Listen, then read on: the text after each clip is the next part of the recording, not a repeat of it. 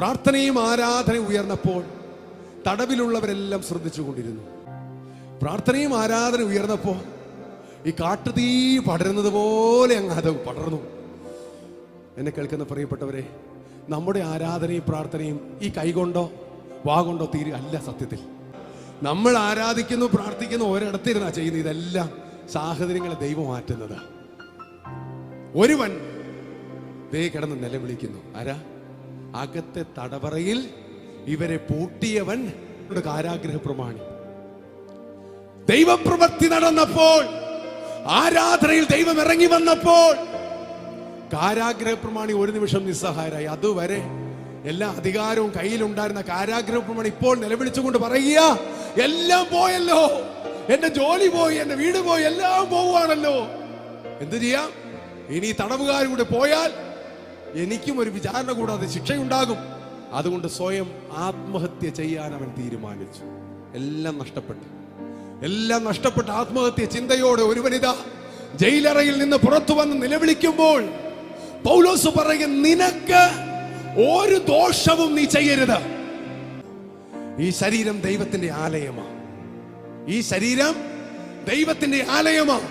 Bible പറയുന്നു, ഈ ശരീരത്തെ നശിപ്പിക്കുന്നവനെ ദൈവം നശിപ്പിക്കും. കാരാഗ്രഹ പ്രമാണി ആത്മഹത്യക്കായി ഒരുങ്ങുമ്പോൾ കാരാഗ്രഹ പ്രമാണിയുടെ അടുക്കൽ ഒരു ശബ്ദം കേൾക്കുക, സഹോദരാ, ഞങ്ങൾ എങ്ങും ഓടിപ്പോയിട്ടില്ല കേട്ടോ, ഞങ്ങൾ എങ്ങും ഓടിപ്പോയിട്ടില്ല, ഇവിടെയുണ്ട്. ഓടിച്ചെന്ന് നോക്കുമ്പോൾ തടവറയിലെ തടവുകാരെല്ലാം ചങ്ങലയിൽ അഴിഞ്ഞു നിൽക്കുന്നു.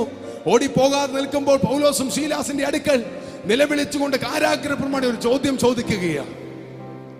ഈ ലോകത്തിലെ മനുഷ്യർ ഒട്ടേറെ ചോദ്യങ്ങൾ ചോദിക്കുമെങ്കിലും നിങ്ങൾ ഇന്റർനെറ്റ് വരുതിയാൽ 4 പ്രധാന ചോദ്യങ്ങൾ മനുഷ്യർ ചോദിക്കുന്നു.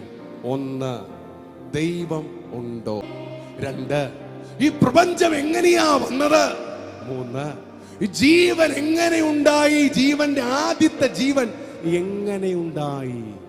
4, ഈ ഭൂമിയിൽ എത്രയോ കോടി ജനം ജീവിച്ചിരുന്നു, ഇവരുടെ മരണശേഷം എന്ത് സംഭവിക്കും? പ്രശ്നം വരുമ്പോൾ, രോഗം വരുമ്പോൾ, കാഠിന്യമായ ജീവിതം വരുമ്പോൾ നമ്മൾ ചോദിക്കും, ദൈവമുണ്ടോ? ദൈവമുണ്ടെങ്കിൽ എന്തുകൊണ്ടായി ഇങ്ങനെ? പ്രിയപ്പെട്ടവരെ, വേദപുസ്തകത്തിലേക്ക് തിരിയൂ, വചനത്തിലേക്ക് തിരിയൂ. ചോദ്യങ്ങൾക്ക് ഉത്തരം കർത്താവ് തരികയാ. ക്രൂശിന്റെ മുൻപിൽ നിൽക്കുമ്പോ കർത്താവ് പറഞ്ഞത് എന്താ? പിതാവേ, നിന്റെ ഹിതം നടക്കട്ടെ. ഈ ഒരു വാക്ക് നമ്മുടെ നാവിലേക്ക് വരട്ടെ. കർത്താവ്, ഇന്ന് വേദനയുണ്ട്, പ്രയാസമുണ്ട്, കർത്താവിന്റെ ഹിതം എന്റെ ജീവിതത്തിൽ സംഭവിക്കട്ടെ.